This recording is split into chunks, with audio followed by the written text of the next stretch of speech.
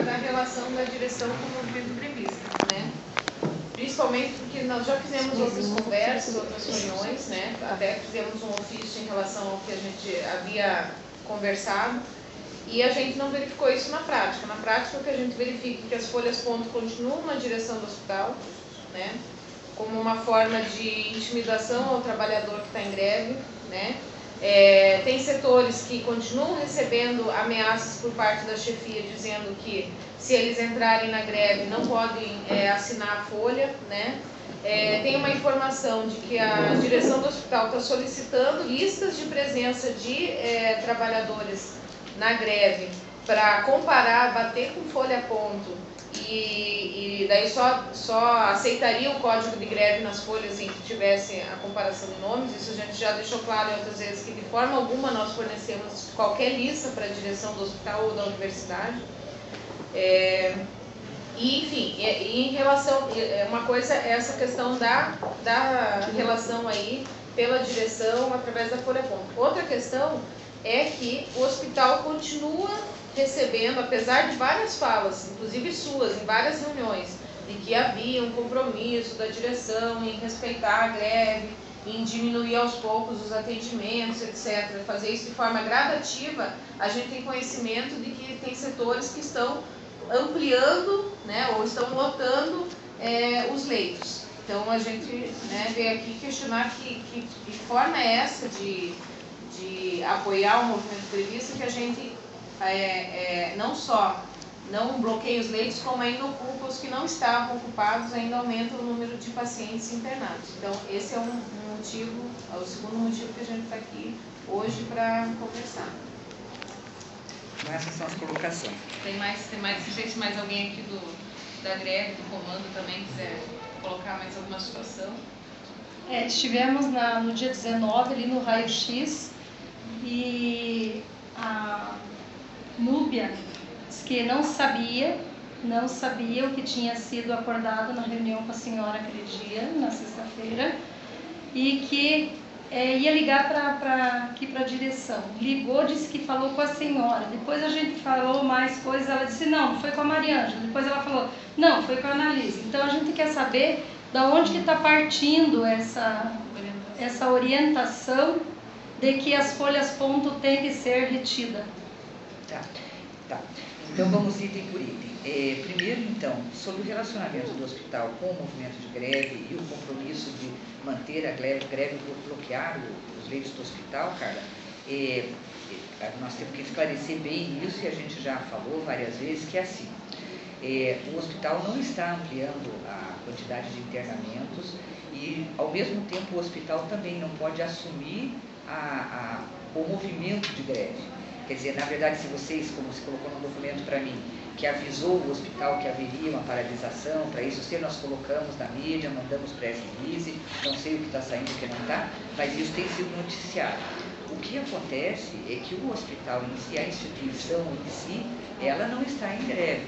E ela tem compromissos com a comunidade, com seus contratantes, ministérios, gestores, etc.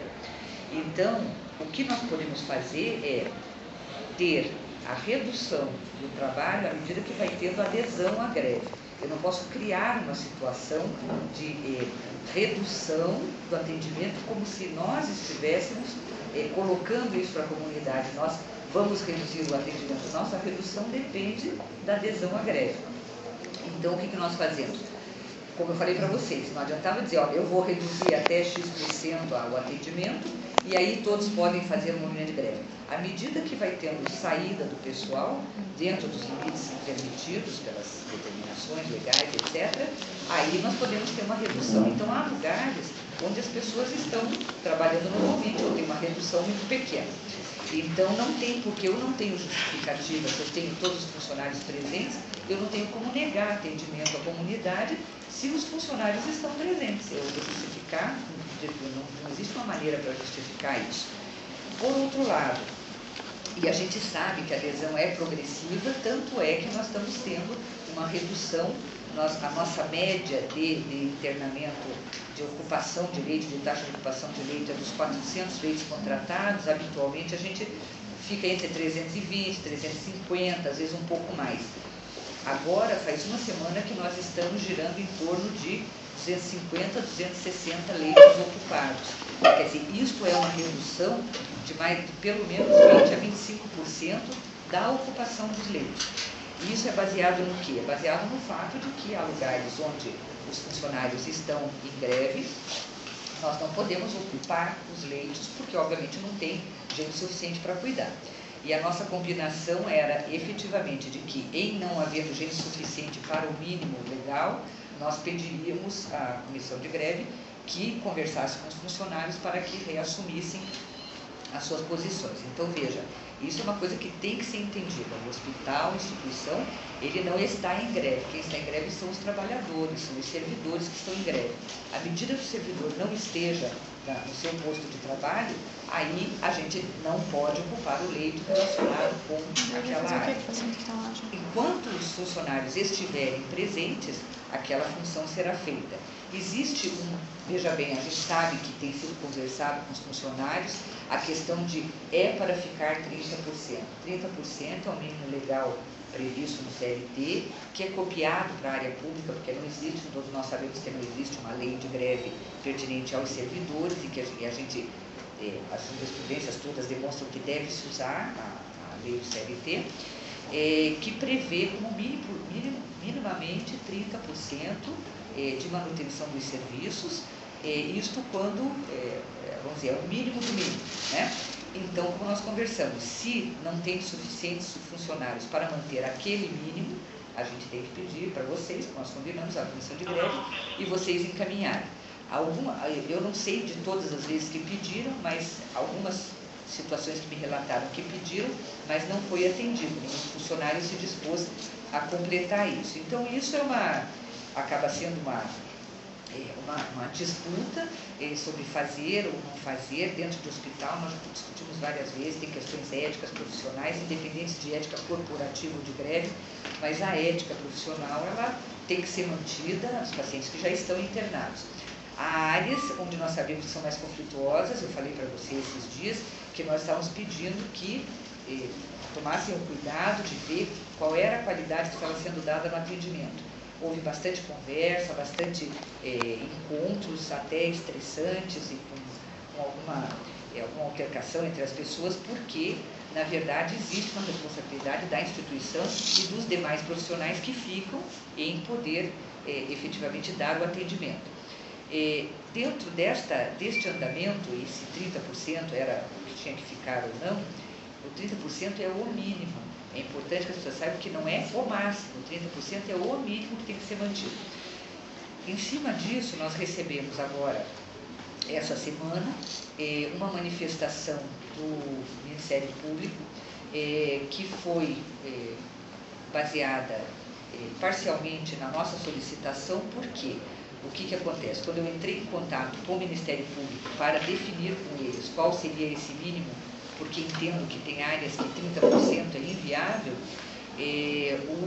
Então foi a senhora que motivou essa recomendação? Não, eu entrei em contato com o Ministério Público para definir com eles o que seria o mínimo no hospital, porque nós sabemos perfeitamente que 30% é o mínimo previsto para áreas que não são áreas de saúde, nem hospitalares, são áreas de expediente, de repartição, que não se compara com o hospital. Muito bem, quando eu falei com o pessoal que na verdade eu falei com o assistente, porque o procurador estava viajando para não sei qual cidade do interior aí, não me lembro mais, ele me disse que eu não me preocupasse em contactá-lo, porque ele já tinha desencadeado uma ação, uma recomendação, porque naturalmente eles sabem, eles são responsáveis pela área de proteção à população na área de saúde, que ele já tinha desencadeado uma solicitação para que fosse cumprido o que ficou determinado na liminar do ano passado.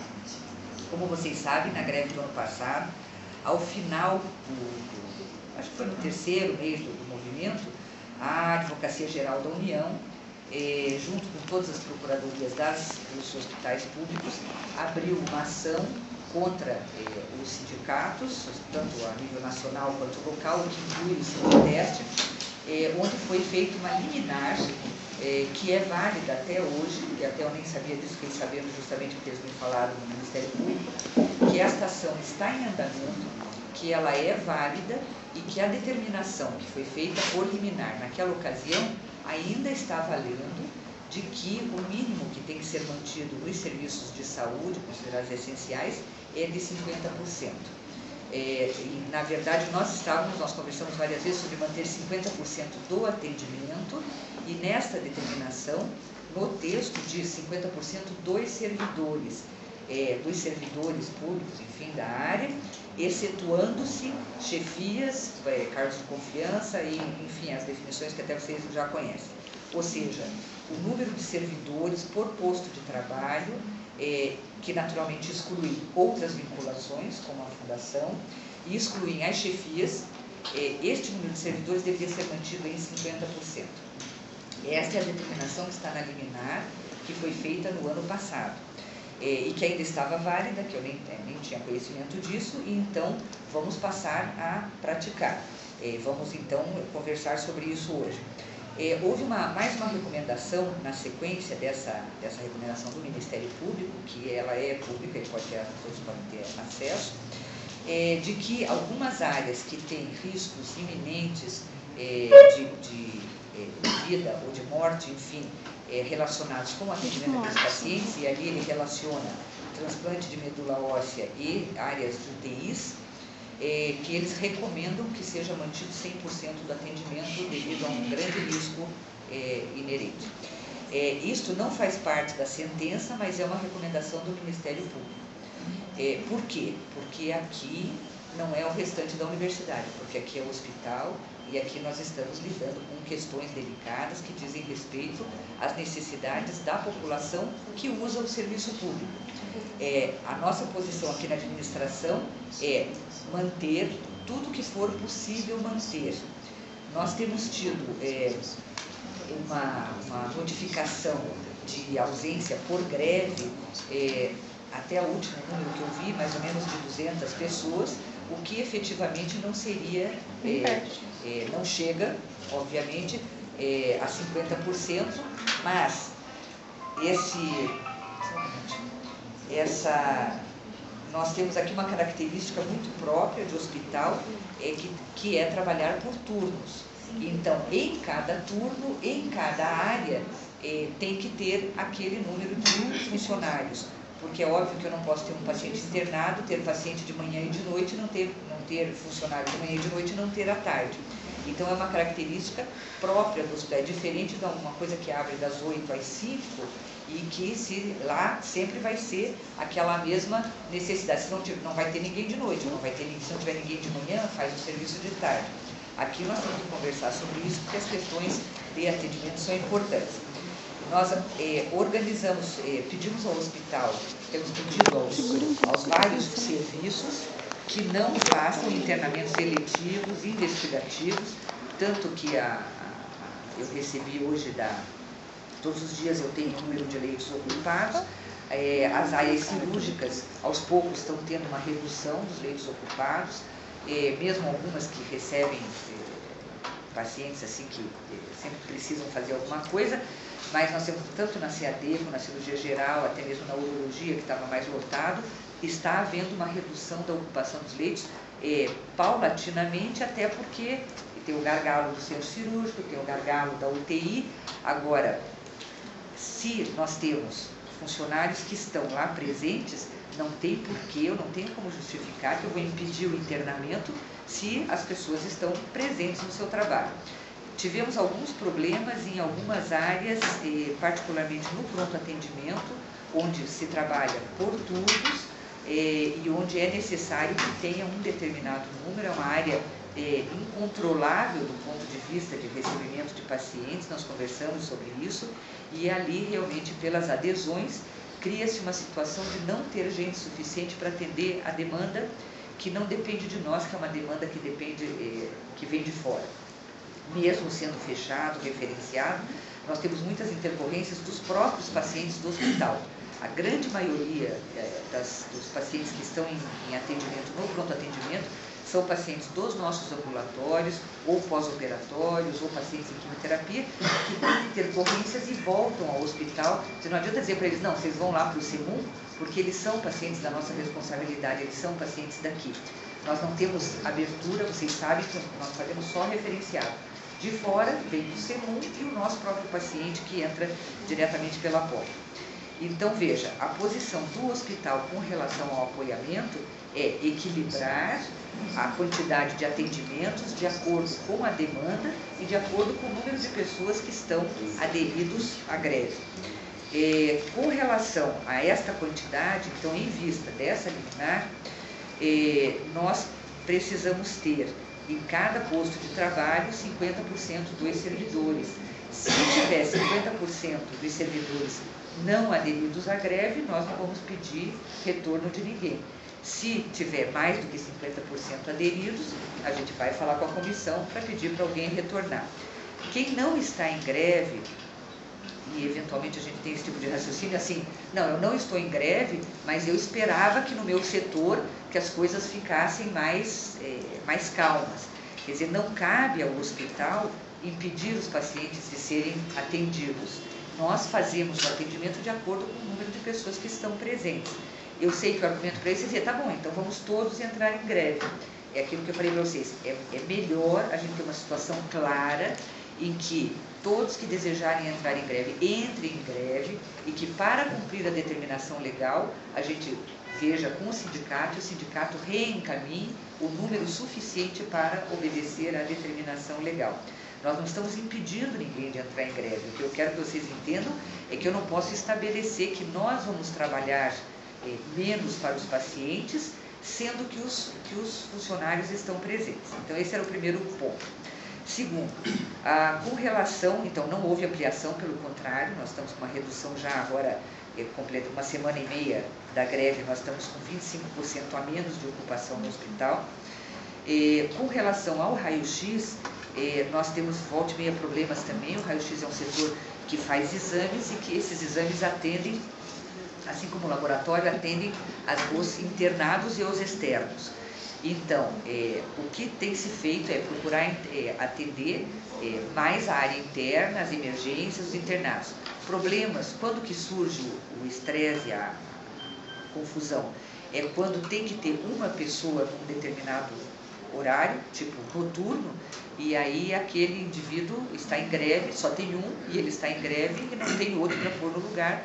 Inclusive, porque técnicos de raio-x têm limitação de carga horária. Você não pode pedir para ninguém fazer hora extra ou outro plantão, porque tem que ser 4 horas por dia, devido às questões de periculosidade ou insalubridade, enfim. Depois, folha ponto. Expliquei várias vezes para a comissão qual é a questão da folha ponto.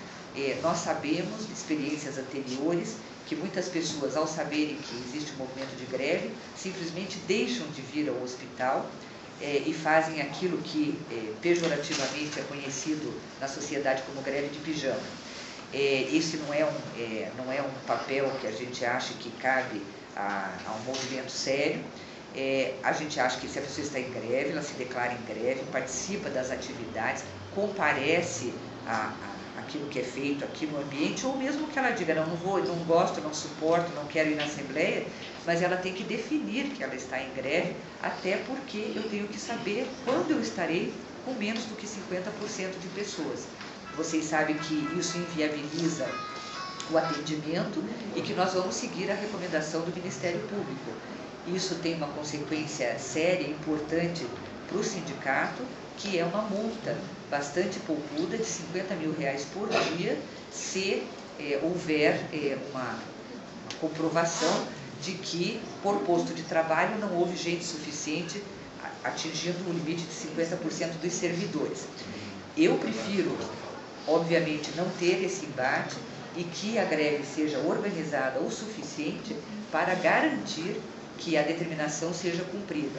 Então, como que vocês vão encontrar as pessoas sumidas, digamos assim, ou que estão do tipo, é greve, eu não vou, não gosto de ir na assembleia, mas eu estou na minha casa. Como é que vocês vão ter uma garantia de que vocês conseguem colocar pessoas para completar esse percentual, se vocês não têm contato com essas pessoas? Então, para nós é assim, o indivíduo está em greve, ele se declara em greve, a folha ponto dele fica guardada, se ele vem cumprir algum trabalho, ele assina, ele tem gente fazendo rodízio em escalas para cumprir o percentual. A folha continua retida aqui. Retida. Não é guardada, é retida. Eu tenho que sair correndo atrás da minha folha ponta para poder. Já, eu vim atender uma emergência. Onde é que está na sala? Está na sala tal. Fico 5 horas correndo atrás de uma folha ponta que devia estar lá para atender emergência. Então eu tenho que ficar lá dentro. Não é guardada, é retida. Nem emergência eu posso atender, porque eu não tenho direito de comprovar que eu atendi. Vamos conversar um pouquinho, vamos ver o que nós temos que fazer a respeito disso para que realmente as coisas funcionem. Se você vem prestar o serviço, seja estando em greve ou não estando em greve, a sua folha ponto tem que estar disponível para você. Tá? Se isso não aconteceu, ela ficou inicialmente, nós puxamos para cá, num segundo momento nós combinamos que ela ficaria com a chefia imediata. O que eu não quero efetivamente é causar um desgaste imenso para as chefias, que vocês sabem que são seus colegas,